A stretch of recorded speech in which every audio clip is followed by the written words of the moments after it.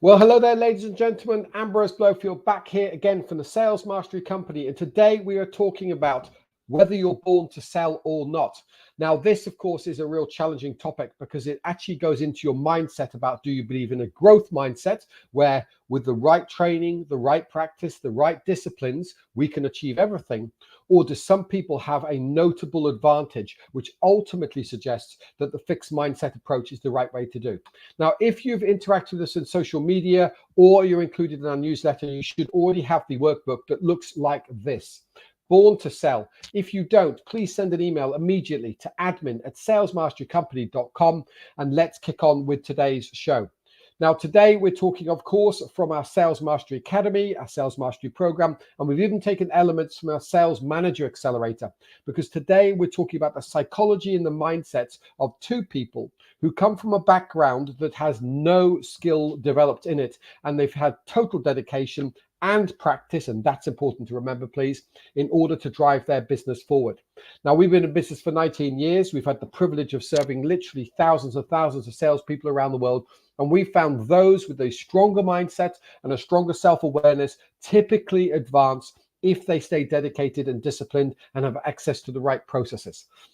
So today I want to talk about the resilience and determination by Ray Kroc that you might have heard of from McDonald's, and likewise from Howard Schultz that you might have heard of from Starbucks coffee. Again, I do not want to have a conversation today about the quality of burgers at McDonald's or the quality of coffee at Starbucks. That is personal choice. And again, I make my personal choice that may or may not be in those directions.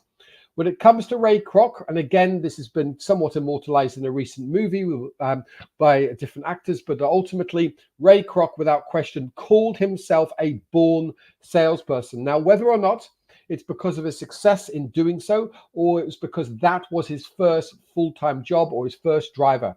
At 15, he went out and about to sell door to door. Now, let's be honest. This is something that we don't tend to do these days. Obviously, since 9/11, people have got stricter around security. Obviously, since a lot of crime stories on TV and movies makes people a bit more nervous to do the whole door to door thing, both in terms of the seller and also in terms of the buyer. But I must say, without question, having met many people around the world who might have sold encyclopedias, might have done network marketing, there is a degree of resilience that comes from facing those knockbacks and understanding clearly that knockbacks is part of your learning journey. It is part of your personal development, as opposed to a knockback is final. That's something I talked about last week and also a few weeks ago as well. It's about being able to understand and quantify that this knockback from this given customer or client is only temporary and it's to drive forward. Some people talk about failing forward. That's a great growth mindset to have.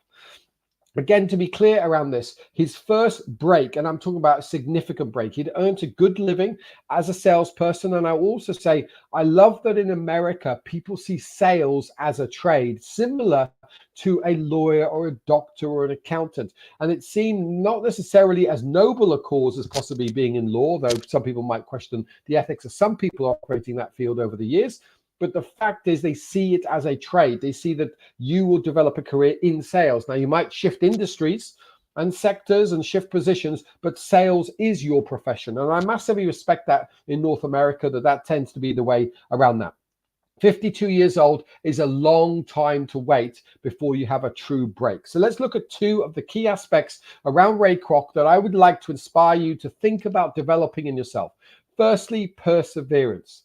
Now, by all accounts, all parties involved in this was that, typically would have said that Ray Kroc absolutely badgered or hounded the McDonald's brothers for 12 months to let him sell one of their models in terms of franchises elsewhere. He didn't invent their methodology. He simply asked them for the opportunity to develop. And then what he realized was that he went out, and I think it was about 10 or 12 franchises that he had sold on their behalf. He suddenly realized, as many people do, especially in a sales role, hang on a minute, where's the money going? And of course, it was going towards the McDonald's brothers, who arguably were also resistant to him bringing on more. They were low risk people. Their personality profile, at least one of them, was more that compliance profile. So dot the I's, cross the T's, follow the process. Very good at that. Not necessarily passionate around taking risks and growing. So they were anti-risk and slowing him down. He had produced a lot of money for them, and they had control, they had the money, and he said enough's enough and managed to buy them out. Again, We're talking about 2.8 million when 2.8 million would have bought pretty much all the houses on many, many streets in North America. So worth keeping that in mind. But it was at age 63 that he finally had full control of the McDonald's corporation and was able to accelerate it from there. So again, let's stop and think about it. This is about understanding we've got to have patience. It can take from 15 years old to 52 to make a breakthrough. It can take another further 11 years to fully take control. And still he had the energy to take this organization and brand at a global level. So you're never too young and you're never too old to start. And you're never too young and you're never too old to learn and to grow. It's important that we remember that. Too often I see people at the start of their career saying, hey, there's no hope for me. I haven't got enough experience. I see people at the end of their sales career going, hey, there's no hope for me. I don't embrace technology and CRMs, for example, as much as the youngsters who are coming through right now. You're never too old. You're never too young. Number two, it's important to remember he constantly had the entrepreneurial mindset that salespeople tend to have to happen. You've got to have that looking for more. Where can I add value? How do I build loyalty? How do I generate a lead? How do I prospect more? How do I network more? How do I make sure customers, even if they shift organizations, give me leads from the place they've left and give me leads to the place they go? So one thing he was absolutely driven to do was to add value to that family restaurant idea as well as the fast food idea with his customers. So whether that was cross-selling in this day and age, it's from burgers to fries, cross-selling a hot apple pie in summer, in winter, or an ice cream sundae in summer, whatever it was about looking for new opportunities. Obviously, something McDonald's have done that worldwide got them a lot of fame was daring to move into the cafe space, which is interesting as a segue into Howard Schultz and obviously Starbucks. But given that McDonald's already owned the space in people's minds around family restaurants, moving towards a family cafe was a very smart move. Also understanding that the target decision makers were often parents with their kids, and they didn't necessarily want burgers and McDonald's when their kids wanted it to play in the playground area, for example.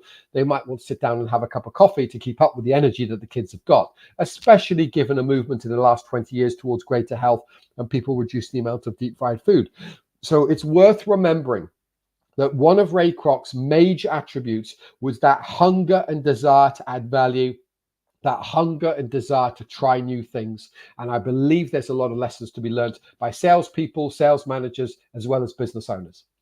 Now, we think about Howard Schultz. People don't tend to know his name as famously as Ray Kroc, but certainly most people who've traveled and been through airports would know that there's Starbucks almost everywhere. I think for Beijing Airport, my wife and my kids and I were heading to Europe for a month of work and travel in September last year. I think Beijing Airport had 5 or 6 of them in the same airport terminal, which kind of blew my mind a fair bit.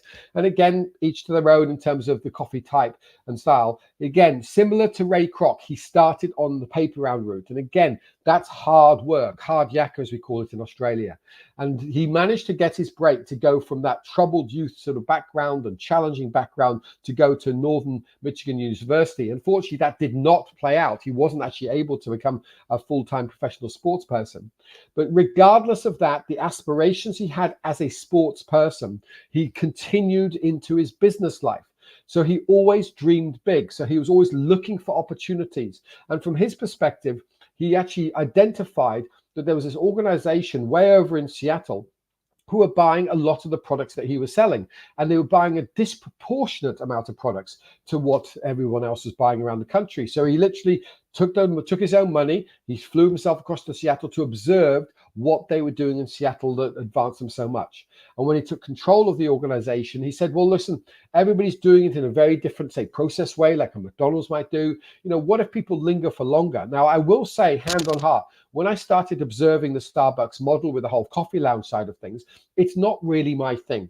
It's not really my culture from that perspective. The sitting around in lounge chairs, it's not my thing. But I looked at it thinking, I cannot believe that they're able to make that much money. All they're doing is selling slices or coffees or muffins or cakes. And surely a per person per minute in store isn't generating a huge amount. But what he managed to do, and I was wrong to make that first observation when I first saw those start up, is he realized that developing massive customer loyalty and comfort kept them in store. They're probably going to refill their drink, and then they're going to bring in their friends. And they might bring in multiple friends. Obviously, these days, we've got a lot of independent people selling off their laptops, computers, operating Skype and WhatsApp and Zoom and Teams meetings from, Starbucks with their free internet around the world.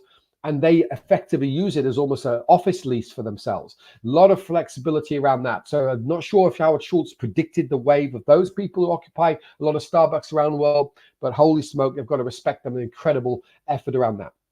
Now, looking at the acceleration, I'm mentioning this one because I want you to realize what is possible. I'm not saying set up a coffee franchise group around the world, but I want you, if you're a business owner or a manager or as a salesperson, to actually dream big and realize that from his perspective, he managed to take a 4 million turnover into nearly 70 times over the space of 4 years. That's quite mind-boggling for a lot of us. And the point I'm really making there is often I see people and I see sales managers or business owners, and we say to them, what are your goals next year? What they'll do is often look over their shoulder and say, well, we've averaged 15% growth for the last 10 years. And I say, so what are your dreams for this year? And they'll go, well, continue the 15%. Often when we're running sales strategy days or online coaching sessions for this, I just have to ask the question of but what would your dream be? Well, okay, we don't want to go too big, so the ops team's going to get on our case a little bit, but yeah, maybe I could go to 25%. And the whole point I want to say about this is no matter what you're aiming at, firstly, you've got to aim at something. Yes, I understand our job is not to break the operational team. We're not trying to, mind or have issues around our cash flow by stretching too far too soon.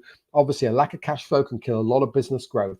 But I also want to say, why not dream big? When you were a child, and assuming you weren't lactose intolerant, you woke up every day with an expectation that you get treats and lollies and ice creams and things like that. You typically would have said to both parents, if you're blessed to grow up in a dual parent household, could I have an ice cream? And one said no, and you tried the other one, and you go back to the first one, maybe try a sibling, maybe try a grandparent. But you had this utter belief that everything was possible. You went from 0 ice creams to 1 ice cream most days that you set out your intention to do that. So why not dream bigger? If you're a member of a sales team, and maybe you're only one of 5 people in sales, or only one of 10 people in sales, just remember 20% of your team are likely to become the top performer, meaning 1 of 5 or 2 of 10 are typically going to be significantly higher performers and those that get more bonuses and commission than every other member of your team. So please dream big. Why not? The whole point is at least you aim at something. It's better to aim at something high and miss slightly than to aim at the 15%, because that's what you've been averaging for 10 years and hit it every single year.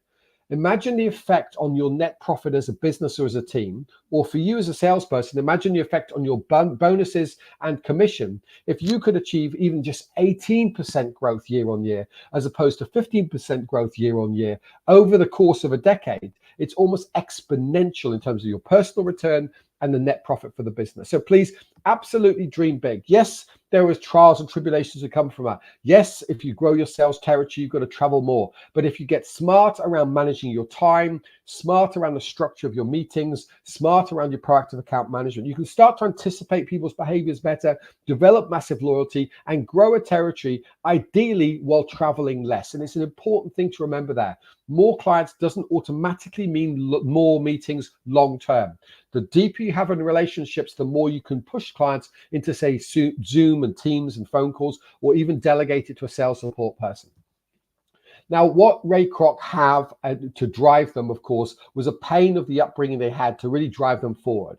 Maybe you've been blessed where you don't have so much to get out of where you are. But regardless of that, if you want to make a difference to yourself, you want to make a difference in the world, do set high goals, do develop perseverance, do dream big, do make sure you've got good coaches and good people around you to support you every step of the way. That's something we do in our sales academy, where we help people with implementation, we help them with motivation, we help them with accountability, and teach them how to grow in those 4 main growth areas of sales, whether it's winning new clients, doing proactive account management, nailing your face-to-face meetings, or indeed maximizing your inbound process. Most businesses we meet around the world need to improve in those 4 areas.